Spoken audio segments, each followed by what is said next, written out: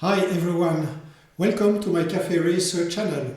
In today's episode I will show you all the parts that I removed from my Kawasaki KZ650 from the 80s in view of building a badass Cafe Racer. This is the bike in my garage and here is the Cafe Racer project.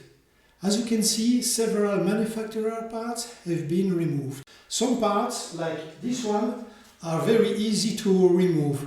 No tutorial needed, right? But some other parts, like this one, so this is the fork cover, or better say the headlight support, are much more tricky to remove. Why?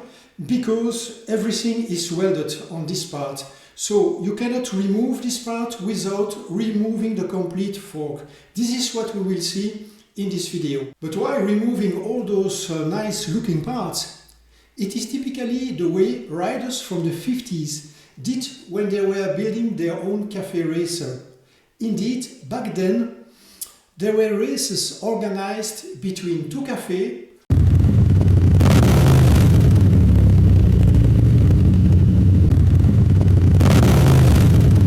or they were organized along straightaways.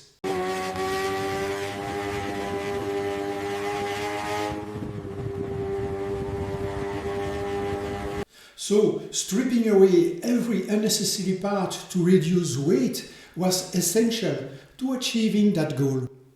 Today, to stay true to that spirit, I also had to remove the parts that didn't fit this vintage design. At the end of the video, I will reveal every part that I took off and the approximate weight saved.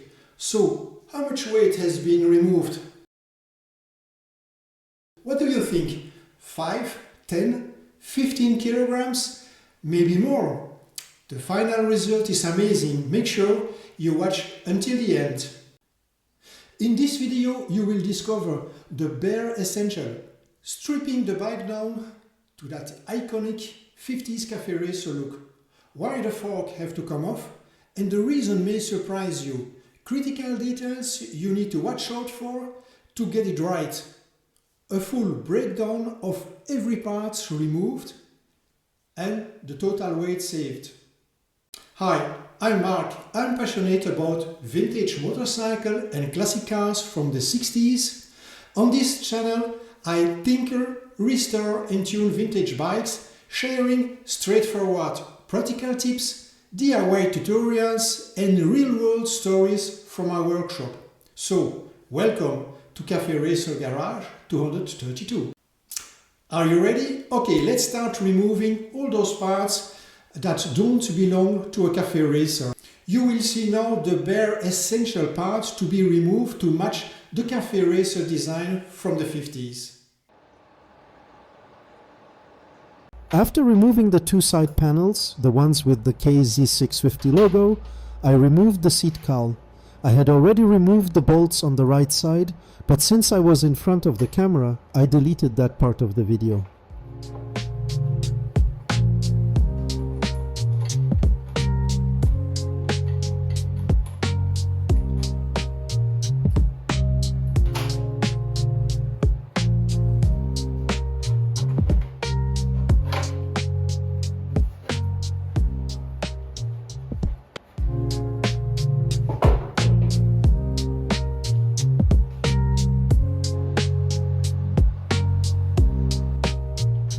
Removing the seat is also very easy. Simply unscrew the bolts on the hinges and remove the small rod that holds the seat in place so that it locks vertically.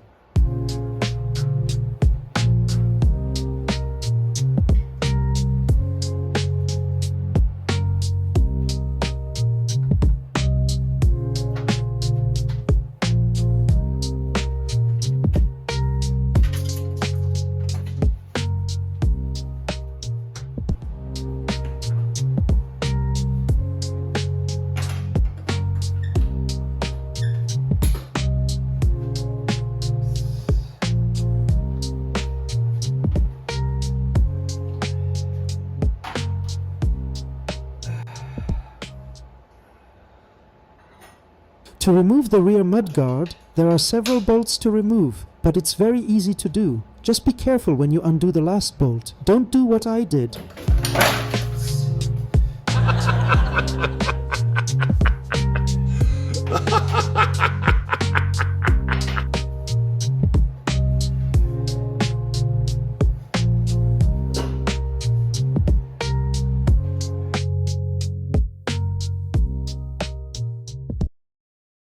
I also removed the seat grab bars used to lift the motorcycle onto the center stand.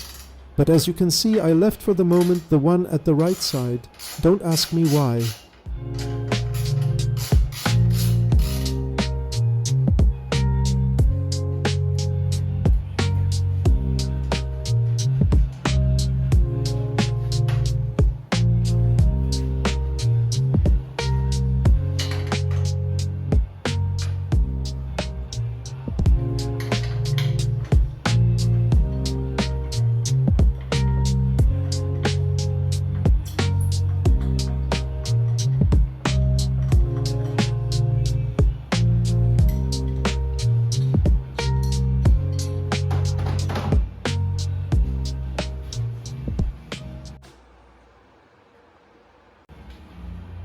I'm now removing the internal plastic mudguard.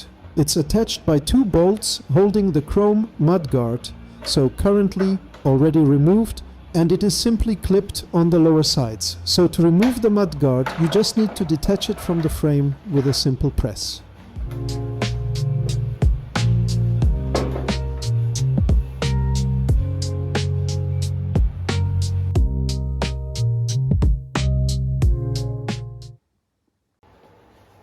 Normally, to remove the air filter box, you'd need to take out the carburetor assembly and intake pipes because the frame reinforcements block it from coming out the back. However, I've decided to take a different approach. I'm sawing the housing open. While this is irreversible, I'm not planning a factory original rebuild, so cutting it down the center is the quickest way to get the job done.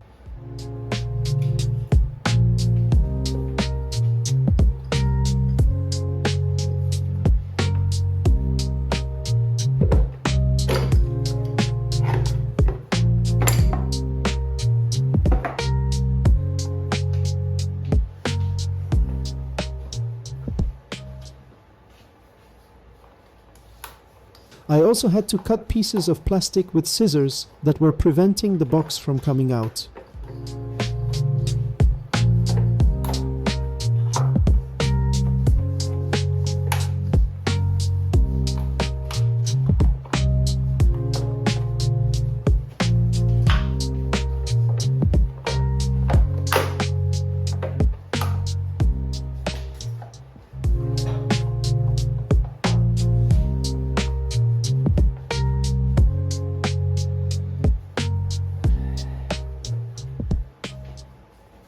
At this stage, it is a good idea to protect the carburetor intakes, for example, with tape. Removing the handlebar is a whole other story. Everything is connected. The handlebar itself, the left and right grips with their cables and wires. The video doesn't show everything. I also took the opportunity to install new clip-on handlebars directly.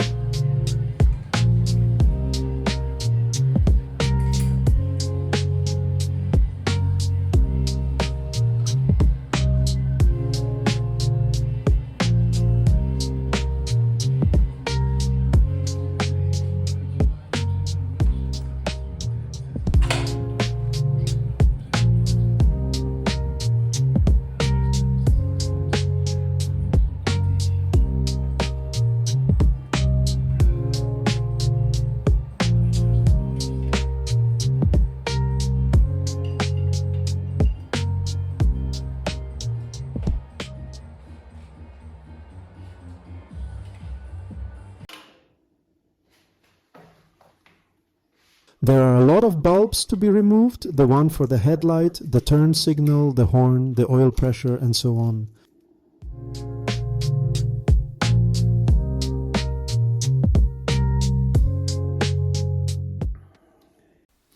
also removed a large part of the wiring harness, specifically the section for the lights. I didn't film this part, honestly, I just forgot.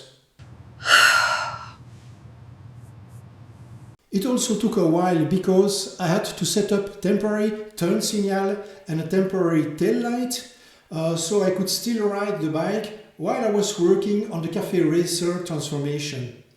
Here are some pictures from this removal.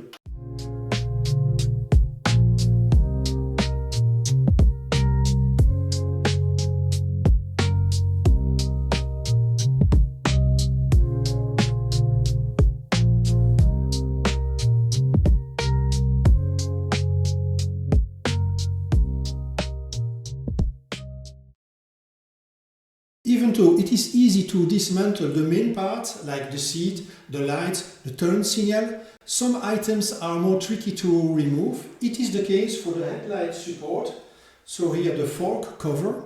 Indeed, unless you saw off the cover, you must remove the fork because it is embedded in the headlight support and it is welded all over. So you go from this nice looking state to this frightening state of the motorcycle.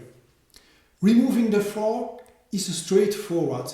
The bolts to loosen are intuitively obvious. I didn't film it. The main parts I remove don't impact the bike safety or functionality. However, some of the removed items require special attention. Here they are. I removed the original airbox because I'm installing a new air intake, specifically those well-known cone filters. Changing the airbox will drastically impact the air-fuel mixture, so I will need to make some adjustments, possibly by changing the size of the carburetor jets or nozzle. As we just saw, I had to remove the forks to take off the headlight brackets. Needless to say, you'll need to check the following: the adjustments, the alignment, the height, the tightening torques. I also had to remove the brake master cylinder in order to detach the fork. After reassembling it, make sure to check if the brakes need to be bled. Last but not least, be careful when removing or modifying the wiring harness. Make sure to label all the cables, test regularly to ensure everything is still working, and, most importantly, always disconnect the battery before you start working. You're probably not going to get electrocuted, but you could damage sensitive components like the regulator or blow a fuse. Here are all the parts I've removed so far. There are still a few left to take off, like the front mudguard, the battery tray, but I'm still using the battery tray for the time being as I'm still riding with the bike. So I will remove those parts later on. So how much weight have we shed so far? It's amazing, roughly 20 kilogram. To be honest, I still need to factor in the weight of the custom steel seat I fabricated, but all in all, I really feel like I've captured the true spirit of a cafe racer. And there you have it.